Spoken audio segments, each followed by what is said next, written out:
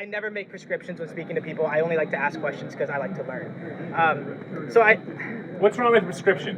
What's wrong with telling me where you come from exactly? Because you started to. I don't think there is anything wrong with that. I just prefer not to do it because I like to understand other people's thought. Like that's the. But I need to understand your thought. What if I take the same type of worldview or type of thought? Then well, we're not going to be able to talk to each other. I haven't prescribed a worldview. Because I'm just questioning yours. Because okay. If yours is perfect, then I'd have to accept it, right? Well, no worldview is perfect, I would say. I doubt my faith on a regular basis. I would agree. And the Bible leaves room for doubt.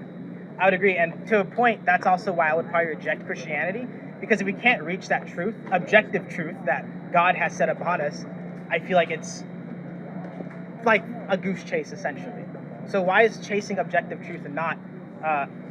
why is it possible to even search for it? Well, we do have objective truth in a sense. We have objective morality that's outside of our own personal opinions or the opinions of the powerful or social contract theory, what we all agree, and we all could agree that I believe is connected to objective truth and morality, which is we should love more so than murder. But in terms of what standard of truth do you want before you become a Christian? So, to the perfect standard, because you have to define it before we can even get there. Well, first, I want to reject the first one that the social contract is an objective truth. We do all agree with it because none of us want to be murdered or murder someone. But I feel like that's probably more akin to the way humans came about as a society as opposed to any objective truth. So herd group mentality, which is I live for my group early on in our earliest species. Sounds great. But all of a sudden, if you leave our group and go live an altruistic kind of way for another group, that's tremendously selfish because you're leaving our group. So how, from an evolutionary perspective, does morality really make sense? Well, it seemed to work for the most part. When societies began to form, especially in ancient Mesopotamia, we generally understood by a certain point that we probably shouldn't do that. That the more people we have in a given group, the more times we can have specialists to then level up our group until more people come. And it's this cascading effect that we are in nowadays where we're here at a university that's relatively public funded where we can have this conversation. So I would say that it's not that's the most extreme example, but because it hasn't evolved yet to the point where we have a social contract. Social contract was merely just an agreement amongst 5 to 40 people. Okay. So I would say objective truth. So you think we're going to get to some level of consensus of morality worldwide? Sounds objective. No. But you think just social contract, we're going to get there in thousands of years, and then we're going to live... I don't believe an objective truth would exist, even if we came to a consensus. Because if we found... So all of your moral perspectives on what is right and wrong, they're just feelings and emotions, perhaps from what you ate last night. Oh, that's all that is? So why does it bug you so much when there is something like what's going on in Afghanistan right now? It shouldn't bug you that much. It's just your feeling and emotions. You're absolutely correct. I could choose to ignore it. And in fact, many Americans do choose to ignore international things, and they live their life just fine. But I would attempt, That's totally different, though, from finding if they're actually in it and defining whether that's right or wrong. True, because they're rather than I didn't catch the news this morning. Yeah, but it's true because they're not in it, right? So it doesn't directly affect them, maybe except for gas prices going up and any given shortage from a good from that place. But going back to societal objective truth, just being herd mentality, yeah, and to it being just feelings, yeah, I would probably agree. How did you come, other than divine revelation, how did you come to Christianity? Because you generally felt it was true. We have the evidence, yeah. Well, exactly. And other people would find other evidence, such as any Islamic person, Jewish person. Being a truth seeker. Yeah. That's why I don't think that you just stand out here with no propositions or no place of point of view. And Jonathan Haidt was not saying that, by the way. Well, I'm talking about strictly but keep going on the line of thought. We can go back and... Well, strictly just stepping out of the political matrix. Yeah. That's the only part that I spoke of. Yep. But yeah, the only prescription I'd make is that there's no objective truth. Because I feel as past that prescription, I cannot really make a universal prescription. What are you doing then when you do face something like a Nazi Germany or the Taliban or somebody who really did something wrong, one of your buddies who ripped you off? You just stand there and you say, well, we kind of just evolved this way, he's perhaps based off of social contract theory or wherever you're coming from with moral subjectivity. He just did that, and he kind of got away with it, I shouldn't say whether there's any moral duties or obligations there to something higher. They just did that. The Taliban gets away with it. I shouldn't be that bugged by it. I should allow them to do that. So there's a strict distinction here, and this is kind of like, might be a misconception based on atheists and agnostics. I don't think like we should be strictly rational. I think that that's probably not the correct way. Like, we can't form a relationship just through math. I can't ask you 2 + 2, you tell me the right answer, like, awesome, dude, we're great friends. We're gonna have a great time. We can't do that. So to some degree, we do have to rely on emotions. Those emotions are formed by our societal standing. So here in America, we'd probably be like, well, guys, Nazism probably isn't great because it goes against somebody's individual freedom. And you know what? There were people in Nazi Germany who also agreed with that. That's why people like Anne Frank were able to escape away, because there were sympathizers. And generally, for the most part, a lot of people were. And I mean, there's historians that argue that Nazi Germany would have fallen apart post-war regardless. So I feel as if the social subjectivity probably would still stand in that case because it didn't have majority standing. So if you were a communist in Russia, one of the soldiers who stated, word for word, I thank the God who I'm praying to right now that he does not exist, so I can live out with all the evil in my heart I want to, murder these people who we now have imprisoned. I think that's living an understanding of what moral objectivity is, because now he's saying there's no moral objective, wrong, realm of moral duties and obligations, so there's no oughts or shoulds, there's simply us, and I can go ahead and do this, whatever I want, however evil, to this person. Well, that's probably a misrepresentation of any given person in the Soviet Union at the time. 80% of people were peasants, and most people didn't agree with the Red Army. You're missing the point. Totally missing the point. No, because it would disprove that statement by the larger societal standard. Most of them didn't agree with that. That's why the gulags happened. That's why people disagreed with Stalin, who just, disappeared. We all know it happened. We all know that generally probably the worst thing that could happen. So how would you disagree with that man who said that? Who was about to do all those atrocities to the prisoner? Well, because they didn't agree with it. He had power at the time from the minority with those who had the factories. He was so whoever's in power can set the standard. No, and you should not disagree with them. Incorrect. Because 80% of the people probably didn't agree with him. 80% of the peasants, most of Soviet Russia, only real socialist SRs, Bolsheviks, Mensheviks were inside cities, the factory workers. Mm-hmm. So most of the people didn't agree. And well, we see what happened. The Soviet Union fell apart. Probably took a lot longer than all of us, well, unless there's socialists or communists in the crowd, would have wanted. Okay. So I would say he was still incorrect within the societal standards.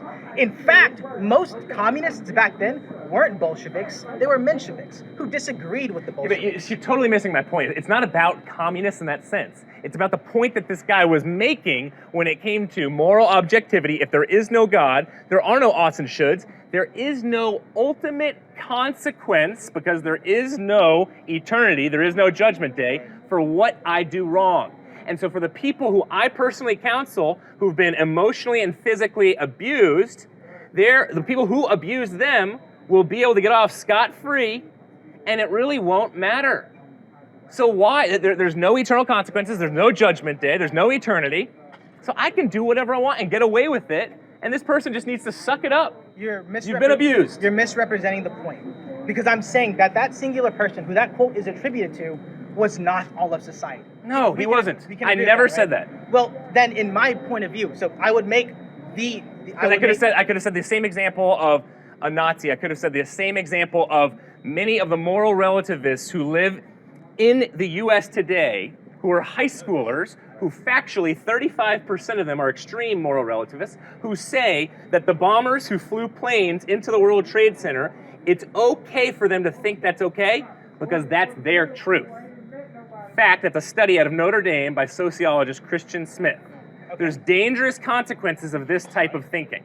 Well, you're just watering things down. That's what I'm saying. This is the great point where we have an individualistic debate, where if we spoke to these people, we can probably prove them wrong on a lot of these things. We can ask them. How do you prove them wrong?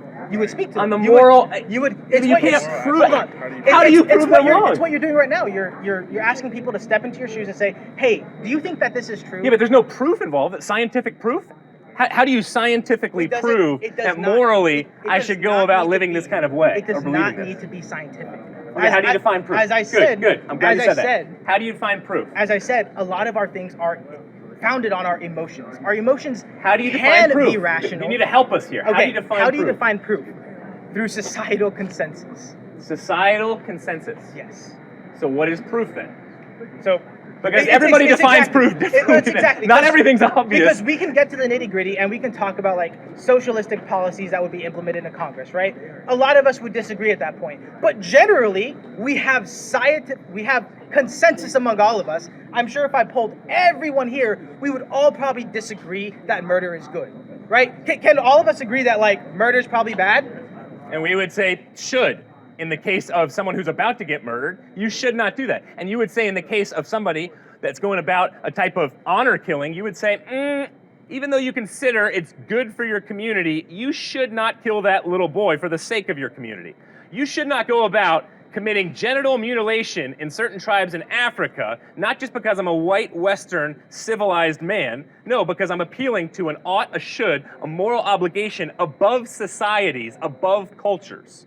Otherwise, you're just going down in a very American elitist, judgmental way and saying, no, I'm not saying you're doing that. I'm just giving an example. Okay. It's an example. Okay. You or me. Yeah, you said you. I wanted. Yeah. No, but hear this out. Hear this example out, where you're going down and you're saying, hey, you guys should not do that in any kind of way because you're appealing not, I believe at least, to a type of elitist, Western type of law. No, you're appealing to something further, which is some type of moral transcendent. You can call it principle. I believe it's a God. And you wonder why Judeo-Christian law, you wonder why our law system was formed out of Judeo-Christian ethics? That's why, because it makes sense from the moral obligation way, where it's not going down and saying your culture is more primitive than ours. We're saying we would not say that. So okay. in this framework, we would rather speak to them, right? It's an individualistic thing. Yeah. And I've spoken. In fact, one of my good friends is a Hindu from India. He's from the Gujarati province. Right. I love to speak to him because he's able to bring ideas to the table that I just can't understand for the most part until he explains it to me from a Western point of view. Absolutely, multiculturalism is great. We should not inform any societal things by purely strict Western thinking. I think that would be ignorant. I think that would be short-sighted, and I ultimately think that'd probably be catastrophic to a degree. So let the honor killings go. Let what the Taliban's doing go, because it's right for them, and you don't want to put your Western values and say you're wrong. Absolutely incorrect. So I'm not saying. Well, then you are being. Well, I'm not saying that we shouldn't challenge them. Absolutely, we should challenge them. Why should? Because we should challenge every thought. No. Why should you challenge them based off of your cultural ethics? Because we should challenge everything. We should. They should challenge you? Yeah, okay, absolutely. Good. I would love to. So what makes your position right? I feel as if I can probably bring them to understand that generally, most people, and they probably wouldn't agree, probably shouldn't do that. Do you believe that every single person on the face of the planet is worthy of provision and protection? Every single person. Provision and protection. I would probably come to some degree of that, yeah. Probably come to some degree. That's a little nerve-wracking for me to hear. Well, and I think you would probably agree, we probably shouldn't give, we don't currently as a society, we don't give like somebody who does like a murder rape of like 80 people, we probably don't want that person in our society, right? We can agree that I don't want him in my society, and you can probably agree you don't want him. I would still say that they are worthy of preservation and protection because every single person is created in the image of God.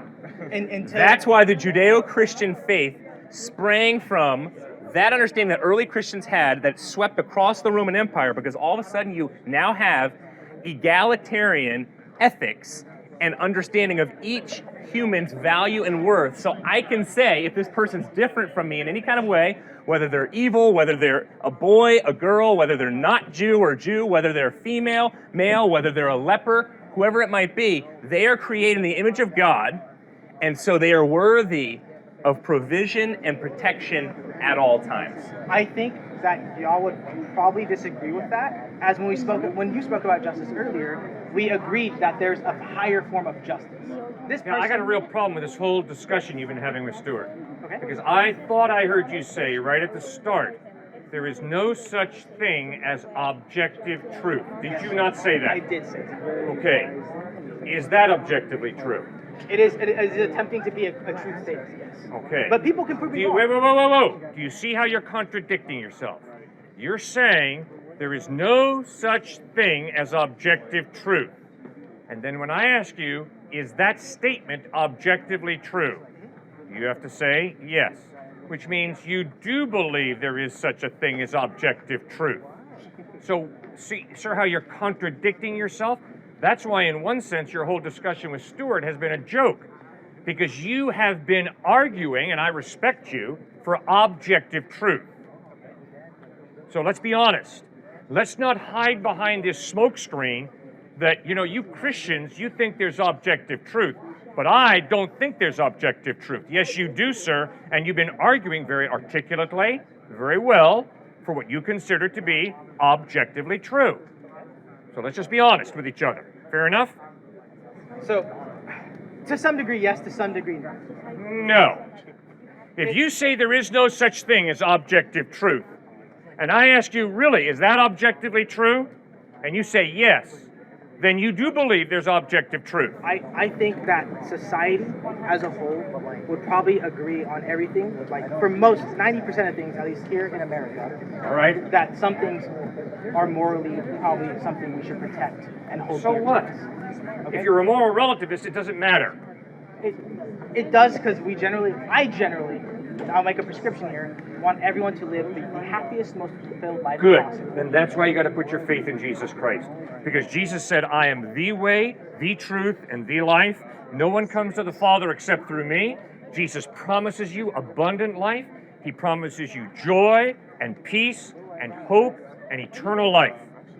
Then if you really want life, you better follow Christ.